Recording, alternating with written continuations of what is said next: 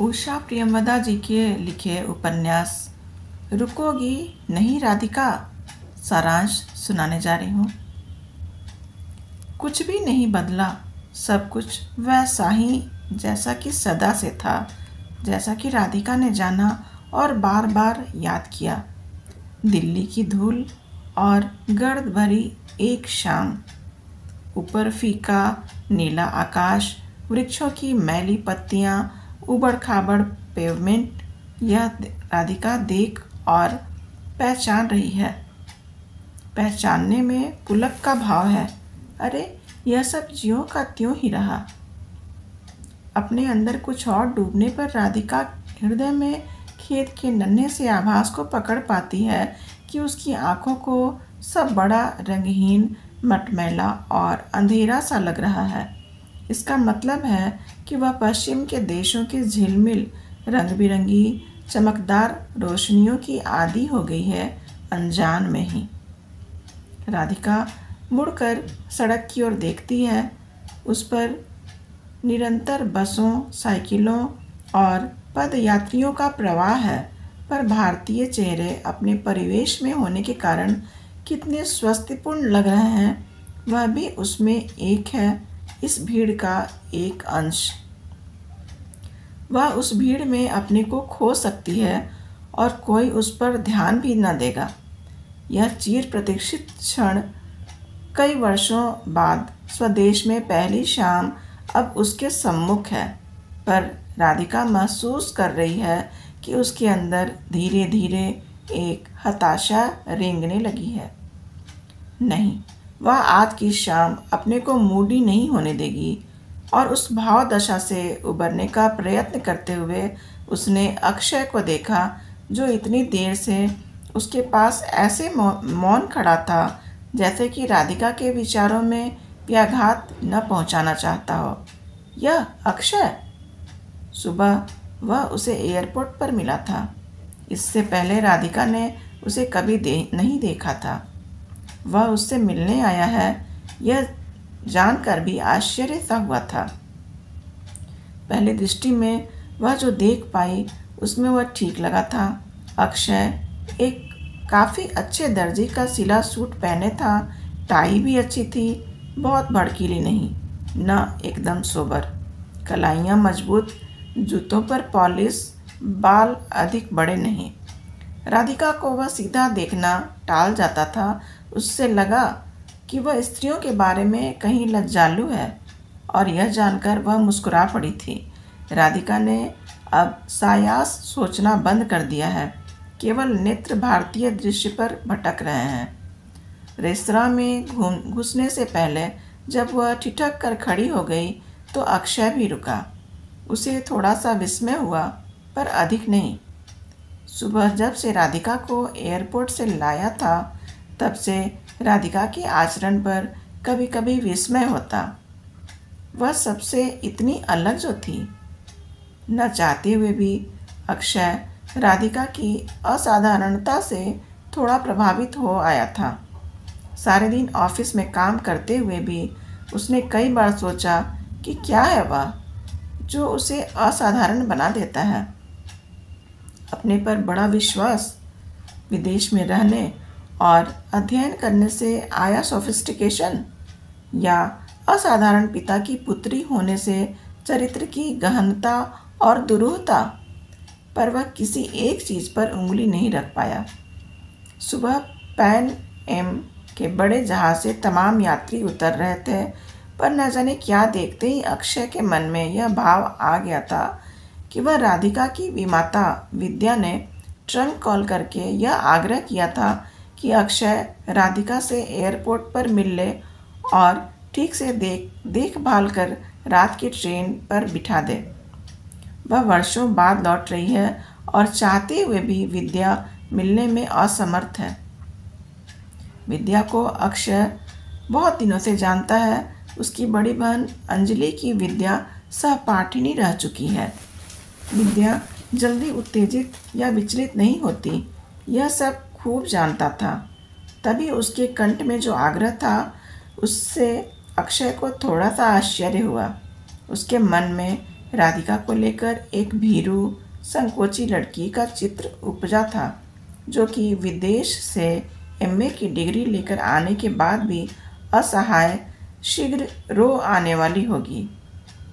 यद्यपि अब तक विद्या के ही मुख से अक्षय ने जो कुछ भी राधिका के बारे में जाना था, उससे यह चित्र तालमेल नहीं खाता था। राधिका जहाज से उतरकर कस्टम काउंटर पर गई। तब तक वह बाहर ही प्रतीक्षा करता रहा। करीब पौन घंटे के बाद वह आकर सीढ़ियों पर खड़ी हो गई। जाकर उससे बात करने से पहले अक्षय कुछ क्षण रुककर उससे अच्छी तरह देख लेना चाहता था, जिससे कि व्यवहार किस प्रकार किया जाए यह निर्धारित करने में आसानी हो। राधिका क्लांत दिख रही थी। उसके पास एक बड़ा सा सूटकेस रखा था। बाएं हाथ में वह उसी से मैचिंग हल्के स्लेटी रंग का कॉस्मेटिक केस पकड़े हुए थी। बार बार दाहिना हाथ बालों पर चला जाता और वह ढीले हुए जूड़े को संभालने लगती। अक्षय ने पास आकर उसे नमस्कार किया। मेरा नाम अक्षय है। मुझे विद्या जी आपकी माँ ने भेजा है। वे स्वयं न आ सकीं। राधिका पहले हल्का सा चौंकी, फिर उसने छोटा सा नमस्कार किया और जिज्ञासु दृष्टि से उसे देखा। कल रात उन्होंने मुझे टेलीफोन किया और कहा कि आप आ रही हैं, मैं आपसे मिल लूं। अक्षय ने बात पूरी की। राधिका ने इस बात पर भी कुछ भी नहीं कहा। निचले होंठ का एक कोना दांतों से दबा लिया और खुली भरपूर दृष्टि से अक्षय को ताकती रही। चलिए, राधिका से कोई शाब्दिक प्रत्युत्तर न पा अक्षय ने उसका सूटकेस उठा लिया। काफ़ी भारी था। वह सामने खड़ी टैक्सी की ओर बढ़ा। राधिका चुपचाप पीछे चली गई। जब दरवाज़ा खुला तो बैठ गई। राधिका असहाय या भीरू है, इसका आभास अक्षय को अभी तक न हुआ। वह कुछ उदास हो आई है, यह उसने अनुभव किया, या कि वह लंबी यात्रा के अंत पर क्लांत ही हो। आप न्यूयॉर्क से कब चली थी? कल सुबह, राधिका ने कहा। वह तल्लीनता से बाहर देख रही थी। एयरपोर्ट से शहर तक अपने में ऐसा रम्य या नेत्रप्रिय है ही क्या, जिसे ध्यान से देखा जाए? सड़क के किनारे किनारे कटीले झाड़, खेतों में कहीं कहीं सरसों के फूल, एक दो जगह कुओं पर चलता हुआ रहट। आपको तो बहुत कुछ बदला लगा रहा होगा। जब मौन बहुत लंबा हो गया तो अक्षय ने पूछा। नहीं तो, राधिका ने हंसकर कहा। अक्षय को लगा कि राधिका की हंसी उसके हर्ष को प्रकट नहीं करती। यह तो पाश्चात्य औपचारिकता का एक भाग है। आप विद्या को कैसे जानते हैं? वह एकाएक पूछ बैठी। वह विद्या का नाम लेती है, माँ या मम्मी या ऐसे किसी संबोधन से नहीं पुकारती। यह नोट करते हुए अक्षय ने उसे बता दिया कि विद्या और अंजू सहपाठिनी रह चुकी हैं। आप हाल में विद्या से मिले थे? अभी दशहरे पर उस ओर गया था, तब भेंट हुई थी। सब, राधिका लघु पल ठिठकी। अच्छे होंगे। आपके पिता से बहुत थोड़ी देर मुलाकात हुई थी। आजकल वे आधुनिक चित्रकला पर एक पुस्तक लिख रहे हैं, यह तो आपको मालूम ही होगा। विद्या ठीक थी और कोई खास समाचार नहीं है। और वहाँ के क्या हाल हैं? राधिका ने पूछा। वह तो आप खुद देख लेंगी, अक्षय ने कहा। फिर आगे झुककर टैक्सी वाले को आदेश देने लगा। दक्षिणी दिल्ली की एक नई बस्ती में अक्षय के पास एक फ्लैट था। ऊंचे ऊंचे मकानों की एक कतार, आगे सड़क, सामने फिर मकान। रात की ट्रेन से टिकट का प्रबंध उसने कर लिया था। पहले उसने सोचा कि राधिका को किसी होटल में टिका दे, फिर ख्याल आया कि होटल में तो वह स्वयं ही जा सकती है। विद्या ने अक्षय को इसलिए तैनात किया है कि राधिका का पहला दिन अकेले न बीते, इसलिए अक्षय उसे अपने ही घर ले आया। सामान उतारकर टैक्सी के पैसे देते हुए अक्षय को ख्याल आया कि विदेश की तड़क भड़क के बाद कहीं उसके सादे से घर में राधिका को कोई असुविधा न हो। राधिका ने पैसे देने का थोड़ा सा आग्रह किया पर अक्षय नहीं माना। जब वह ऊपर आया तो राधिका बैठक में खड़ी थी। आप बैठिए, खड़ी क्यों हैं? राधिका बैठ गई। कमरा चौकोर था। एक सोफा दीवार से सटा रखा था। एक लेदर की कुर्सी जो कि स्पष्ट ही स्कैंडिनेवाई स्टाइल की थी। एक और किताबों से भरी अलमारी। सब कुछ साफ सुथरा और दुरुस्त था पर वातावरणहीन। तभी नौकर ने चाय की ट्रे लाकर मेज पर रख दी और सादर एक और खड़ा हो गया। नौकर का चेहरा मोहरा देखकर राधिका को ताज्जुब हुआ। वह तिब्बती लगता था, साफ सुथरे कपड़े पहने, अत्यंत शिष्ट। अक्षय ने कहा, सोनाम, ये राधिका हैं, आज ही बाहर से लौटी हैं। नौकर ने झुककर राधिका को प्रणाम किया, फिर चाय बनाने लगा।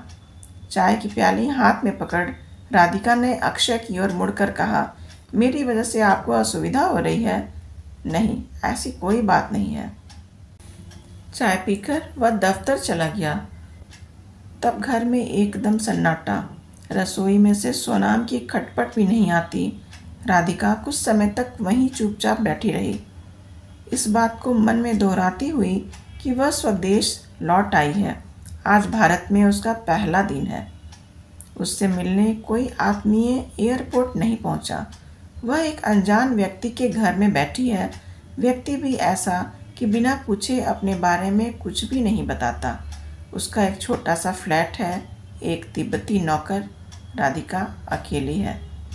इस दिन की कल्पना राधिका ने बहुत बार की थी। उसे यह विश्वास था कि पापा उसे अवश्य ही लेने आएंगे, भले ही विद्या न आए। फिर वे दोनों कहीं अच्छी सी जगह ठहरेंगे। पापा उसे भोजन कराने ले जाएंगे।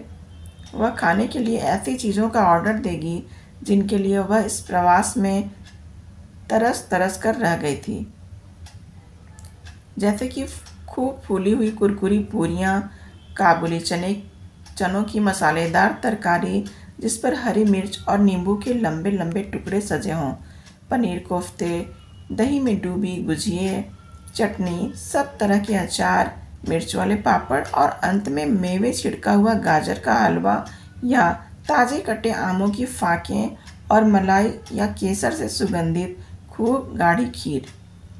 आपके लिए पानी गर्म हो गया है, सोनाम कह रहा था। नहा धोकर राधिका आकर सोफे पर लेट गई। कमरे में धूप भर आई जो कि राधिका को अच्छी लग रही थी। धुले हुए बाल कुशन पर छितरा दिए, बाई बाह आंखों पर। राधिका चाह रही है कि आज के दिन वे सब त्रासद बातें याद न आए। ठीक है, पापा से वह भयंकर झगड़ा करके विदेश चली गई थी, पर उस बात को 3 वर्ष से ऊपर हो गए। उसने तो क्षमा भी मांग ली और लौट भी आई। क्या पापा अभी भी उन बातों की गांठ बांधे हुए हैं? तो आए क्यों नहीं? किस घर में बाप बच्चों में संघर्ष नहीं होता? फिर झगड़ा पीढ़ियों के दृष्टिकोण को लेकर नहीं हुआ था। राधिका अपने व्यक्तित्व स्वातंत्र्य के लिए लड़ी थी। लीक पकड़कर न चलना उसे पापा ने ही तो सिखाया था। उसके आचरण से पापा को दुख पहुंचा है, यह तो वह जानती थी, पर वह इस प्रकार निर्मम कठोर हो जाएंगे ऐसा उसे विचार मात्र भी न था। पापा ने उसे क्षमा कर दिया होगा और उसे लेने दिल्ली आएंगे। लौटते समय उनके नाम केबल देने के मूल में यही विश्वास था। धन्यवाद। कहानी पसंद आए तो इसे लाइक, सब्सक्राइब और शेयर ज़रूर कर दीजिए।